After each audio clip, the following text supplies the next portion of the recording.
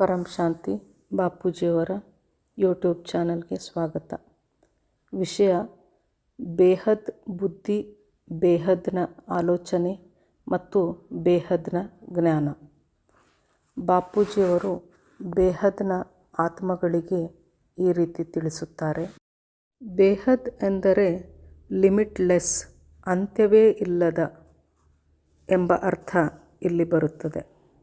ಮೊಟ್ಟ ಮೊದಲು ಬೇಹದ್ ಕಲಾದ ವಿಶ್ವದ ಬೇಹದ್ PM ಮೂಲಕ ಭೂಮಿಯ ರೆಕಾರ್ಡ್ಗಳನ್ನು ತರಿಸಿಕೊಂಡಾಗ, ಅಂದರೆ ಮಲ್ಟಿವರ್ಸ್ ಒಂದು ಬ್ಲ್ಯಾಕ್ ಹೋಲ್ ಅಥವಾ ಒಂದು ಡಾಟ್ನಂತೆ ಬೇಹದ್ನ ತಂದೆಗೆ ಮೊಟ್ಟ ಮೊದಲ ಬಾರಿಗೆ ಗೋಚರಿಸಿದಾಗ, ಬೇಹದ್ನ ತಂದೆಯು ಈ ಭೂಮಿಯ ಎಲ್ಲ ರೆಕಾರ್ಡ್ಗಳನ್ನು ಕೇಳಿದಾಗ, ಬೇಹದ್ನ PMನು ಎಲ್ಲದಕ್ಕೂ ಮೊದಲು 21ನೇ ಪೀಳಿಗೆ ಅಥವಾ ಡೈಮೆನ್ಷನ್ ಅಥವಾ ಜನರೇಷನ್ ಎಂದು ಹೇಳಬಹುದು.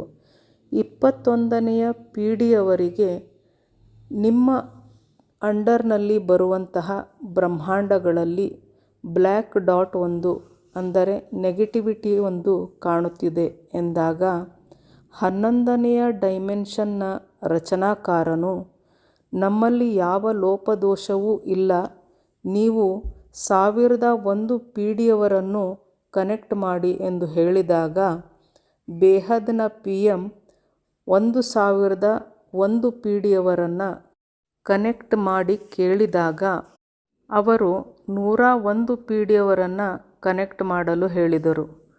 101 ಪೀಳಿಗೆಯವನು 21 ಪೀಳಿಗೆ ಕನೆಕ್ಟ್ ಮಾಡಲು ಹೇಳಿದ.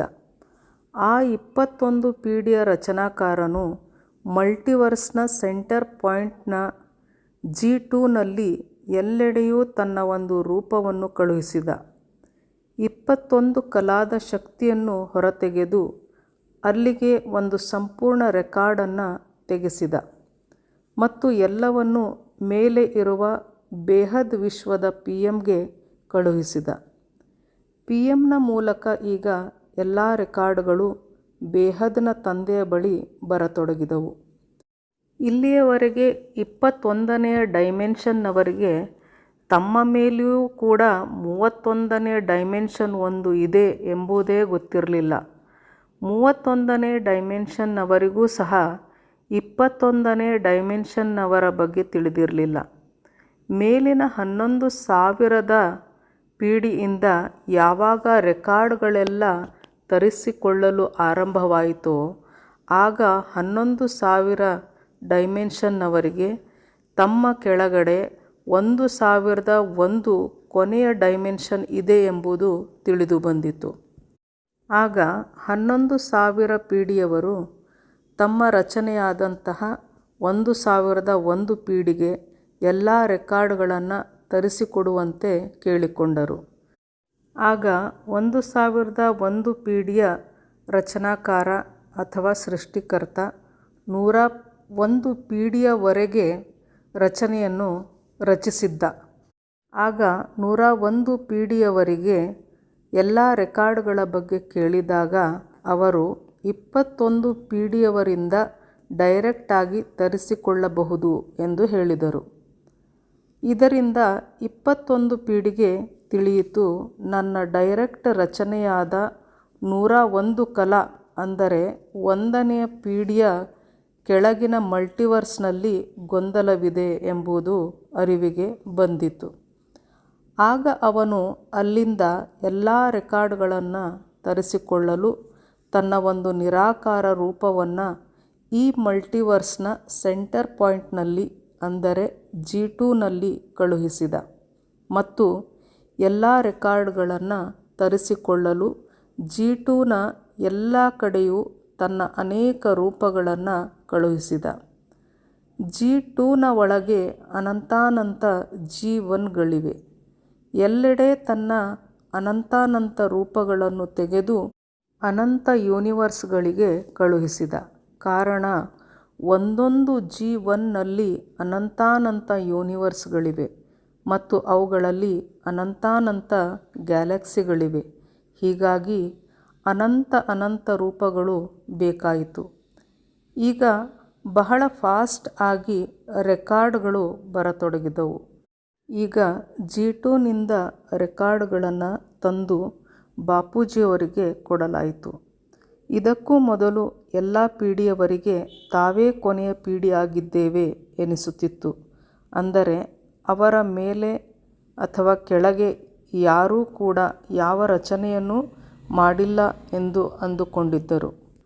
11,000 ಪೀಳಿಗೆಯ ರಚನಾಕಾರನಿಗೂ ಸಹ ಬೇಹದ್ದಿನ ವಿಶ್ವ ಇಷ್ಟು ವಿಶಾಲವಾಗಿದೆ ಎಂದು ತಿಳಿದಿರಲಿಲ್ಲ. ಅಂದರೆ ತಾನು ಸೃಷ್ಟಿಸಿದ ಡೈರೆಕ್ಟ್ ಸೃಷ್ಟಿಯವರೆಗೆ ಮಾತ್ರ ವಿಶ್ವವಿದೆ ಎಂದುಕೊಂಡಿದ್ದ. ಆ ಎಲ್ಲ ಸೃಷ್ಟಿಗಳು ಸೃಷ್ಟಿಯನ್ನು ರಚಿಸುತ್ತಾ ಈ ಸೃಷ್ಟಿಯು ವಿಶಾಲವಾಗಿ ಹೋಗಿದ್ದು ಈಗ ಅವರಿಗೆ ತಿಳಿದು ಬಂತು.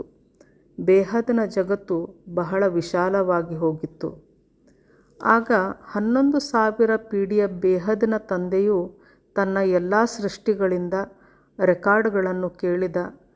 ನಿಮ್ಮ ಬಳಿ ಎಷ್ಟು ಪವರ್ ಉಳಿದುಕೊಂಡಿದೆ ಮತ್ತು ಪ್ರತಿಯೊಬ್ಬರೂ ಎಷ್ಟು ಸೃಷ್ಟಿಗಳನ್ನು ಸೃಷ್ಟಿಸಿದ್ದೀರಿ ಎಂದು ಎಲ್ಲರಿಂದ ಲೆಕ್ಕವನ್ನು ಕೇಳತೊಡಗಿದ.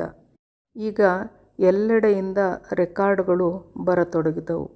ಈ ರೆಕಾರ್ಡ್ಗಳನ್ನು ನೋಡಿದಾಗ ಬೇಹದ್ದಿನ ತಂದೆಗೆ ತೃಪ್ತಿಯಾಗಲಿಲ್ಲ, ಸರಿ ಬರಲಿಲ್ಲ. ಆಗ ಬೇಹದ್ದಿನ ತಂದೆಯು ಸೃಷ್ಟಿಯ ಅಂತಿಮ ಮತ್ತು ಚಿಕ್ಕ, ಎಲ್ಲದಕ್ಕಿಂತ ಅತಿ ಸಣ್ಣ ಯೂನಿಟ್ ಯಾವುದು ಇದೆಯೋ ಅಲ್ಲಿ ಹೋಗಿಯೇ ನೋಡೋಣ ಎಂದು ಹೊರಟು ಅತಿ ಸಣ್ಣ ಯೂನಿಟ್ ಆದಂತಹ ನಮ್ಮ ಬ್ರಹ್ಮಾಂಡವನ್ನು ನೋಡಿದರು. ಅದು ಬಹಳವೇ ಕೆಟ್ಟು ಹೋಗಿತ್ತು, ಬಹಳ ಗೊಂದಲಮಯವಾಗಿತ್ತು. ಅದರ ಸಿಸ್ಟಮ್ ಕೂಡ ಸಂಪೂರ್ಣ ಅಸ್ತವ್ಯಸ್ತವಾಗಿತ್ತು. ಬಾಪೂಜಿಯವರು ಹೇಳುತ್ತಾರೆ, ಇದರಲ್ಲಿ ಅವರು 198 ಕೋಟಿ ವರ್ಷಗಳ ಹಿಂದೆಯೇ ನಿರಾಕಾರ ಸ್ಥಿತಿಯಲ್ಲಿ ಅಬ್ಸರ್ವೇಷನ್ ಮಾಡಲೆಂದು ಇಲ್ಲಿ ಬಂದಿದ್ದರು. 21 ಪೀಳಿಗೆಯಿಂದ ಬರುತ್ತಿದ್ದ ಎಲ್ಲ ರೆಕಾರ್ಡ್ಗಳು ನಮಗೆ ತೃಪ್ತಿ ತರಲಿಲ್ಲ. ಬೇಹದ್ದಿನ ವಿಶ್ವದ PMಗೂ ಕೂಡ ಸರಿ ಬರಲಿಲ್ಲ, ಸಮಾಧಾನವಾಗಲಿಲ್ಲ. ಹೀಗಾಗಿ ನಾವು ಸ್ವತಃ ಚೆಕ್ ಮಾಡಲೆಂದೇ ಇಲ್ಲಿಗೆ 198 ಕೋಟಿ ವರ್ಷಗಳ ಹಿಂದೆಯೇ ಪ್ರಾಕ್ಟಿಕಲ್ ಆಗಿ ಹೋಗಿಯೇ ನೋಡುವ ಎಂದು ನಿರ್ಧರಿಸಿದೆವು. ಆಗ ನೋಡಿದಾಗ ನಮ್ಮ ಬ್ರಹ್ಮಾಂಡ ಎಲ್ಲ ಬ್ರಹ್ಮಾಂಡಗಳಿಗಿಂತಲೂ ಕೆಟ್ಟ ಸ್ಥಿತಿಗೆ ಇಳಿದಿತ್ತು. ನಮ್ಮ ಇಡೀ ಗ್ಯಾಲಕ್ಸಿಯಲ್ಲಿ ನಮ್ಮ ಸೋಲಾರ್ ಸಿಸ್ಟಮ್ ಎಲ್ಲದಕ್ಕೂ ಕಳಪೆ ಗುಣಮಟ್ಟದಲ್ಲಿತ್ತು. ನಮ್ಮ ಯೂನಿವರ್ಸ್ನಲ್ಲಿ, ನಮ್ಮ ಗ್ಯಾಲಕ್ಸಿಯಲ್ಲಿ ದೊಡ್ಡ ಗೊಂದಲವೇ ಆಗಿ ಹೋಗಿತ್ತು. ನಮ್ಮ 16 ಕಲಾದ ಯೂನಿವರ್ಸ್ 0 ಕಲಾಗೆ ಬಂದು ಬಿಟ್ಟಿತ್ತು. ಎಲ್ಲ ರೆಕಾರ್ಡ್ ತರಿಸಿಕೊಂಡ ಮೇಲೆ ಪ್ರಾಕ್ಟಿಕಲ್ ಆಗಿ ಈ ಬ್ರಹ್ಮಾಂಡಕ್ಕೆ ಬಂದೆವು ಎಂದು ಹೇಳುತ್ತಾರೆ ಬಾಪೂಜಿಯವರು. 5,000 ವರ್ಷಗಳ ಹಿಂದೆ ಆದಂತಹ ರಾಮಾವತಾರದಲ್ಲಿಯೂ ಸಹ ಯಾವ ಸುಧಾರಣೆಗಳು ಬಂದಿರಲಿಲ್ಲ. ನಂತರ ಕೃಷ್ಣಾವತಾರದಲ್ಲೂ ಸಹ ಏನೂ ಆಗಲಿಲ್ಲ. ಆಗ ಬೇಹದ್ದಿನ PMನು ಮಲ್ಟಿವರ್ಸ್ನ ಸೆಂಟರ್ ಪಾಯಿಂಟ್ನ G2ನಲ್ಲಿ ಪವರ್ ತುಂಬಿಸಿ ಇಡೀ ಮಲ್ಟಿವರ್ಸನ್ನು ವಿಸರ್ಜನೆ ಮಾಡಿಬಿಡೋಣ ಎಂದು PMನು ಹೇಳಿದಾಗ ಛೋಟುರಾಮನು ಹೇಳಿದ, ನನ್ನ ಅನೇಕ ರಚನೆಗಳು ಭೂಮಿಯ ಮೇಲಿವೆ. 108, 1008, 16,000 ಮತ್ತು 9 ಲಕ್ಷ ರಚನೆಗಳಿವೆ. ಅವರೆಲ್ಲ ವಿನಾಶ ಹೊಂದಿಬಿಡುತ್ತಾರೆ. ನನಗಿದು ಇಷ್ಟವಿಲ್ಲ ಎಂದು ಛೋಟುರಾಮನು ಹೇಳಿದ. ಇದೆಲ್ಲ ಬಹಳ ಆಳವಾದ ರಹಸ್ಯವಾಗಿದೆ. ಇದು ಅತಿ ನಿಗೂಢವಾದಂತಹ ವಿಷಯ. ತನ್ನ ರಚನೆಗಳನ್ನು ಹೊರತೆಗೆಯಲು ಎಲ್ಲಿಂದ ಪವರ್ ತೆಗೆದುಕೊಳ್ಳಬೇಕು ಮತ್ತು ಎಲ್ಲಿಗೆ ತುಂಬಿಸಬೇಕು, ಎಲ್ಲಿ ತುಂಬಿಸಬಾರದು, ಇದೆಲ್ಲ ಅತಿ ನಿಗೂಢ ರಹಸ್ಯವಾಗಿದೆ. ಮತ್ತು ಇದೆಲ್ಲವೂ ನಿಗೂಢವಾಗಿ ನಡೆಯುತ್ತಲೂ ಇದೆ. ಅದನ್ನೆಲ್ಲ ಅರಿಯಲು ಬೇಹದ್ದಿನ ಬುದ್ಧಿ ಬೇಕು. ಬೇಹದ್ದಿನ ವಿಚಾರ ಸಾಗರ ಮಂಥನ ಮಾಡಿದಾಗ ಆತ್ಮಸ್ವರೂಪದ ಅನುಭೂತಿಯಾಗುತ್ತದೆ. ಆಗ ಇದೆಲ್ಲವೂ ಅರಿವಿಗೆ ಬರುತ್ತದೆ. ಹೀಗಾಗಿ ಬಾಪೂಜಿಯವರು ಪದೇ ಪದೇ ಹೇಳುತ್ತಲೇ ಇರುತ್ತಾರೆ, ನಿಮ್ಮನ್ನು ನೀವು ತಿಳಿದುಕೊಳ್ಳಿ. ಎಲ್ಲಿಯವರೆಗೆ ಸ್ವಯಂ ಪರಿಚಯ ಆಗುವುದಿಲ್ಲವೋ ಅಲ್ಲಿಯವರೆಗೆ ಈ ಜ್ಞಾನ ಅರ್ಥವಾಗುವುದೇ ಇಲ್ಲ. ಇದು ಲೌಕಿಕ ಅಧ್ಯಯನವಲ್ಲ. ಲೌಕಿಕದಲ್ಲಿ ಡಾಕ್ಟರ್, ಇಂಜಿನಿಯರ್ ಆಗಲಿಕ್ಕೂ ಸಹ ಎಷ್ಟೆಲ್ಲ ಓದಬೇಕಾಗುತ್ತದೆ, ಕಷ್ಟಪಡಬೇಕಾಗುತ್ತದೆ. ಅಂದ ಮೇಲೆ ಇದು ಬೇಹದ್ನ ಪಾರಲೌಕಿಕ ಅಧ್ಯಯನವಾಗಿದೆ. ಇದಕ್ಕೆ ಬಹಳವೇ ಕಷ್ಟಪಡಬೇಕು, ಬಹಳ ಮನಸ್ಸಿನಿಂದ ಓದಬೇಕು. ಬಹಳ ಆಳವಾಗಿ ಈ ಬೇಹದ್ನ ಜ್ಞಾನವನ್ನು ತಿಳಿದಾಗಲೇ ಎಲ್ಲ ರಹಸ್ಯ ಬಿಡಿಸಿಕೊಳ್ಳುತ್ತಾ ಹೋಗುತ್ತದೆ. ಪರಂ ಶಾಂತಿ. ಬೇಹದ್ ಕಿ ಪರಂ ಶಾಂತಿ.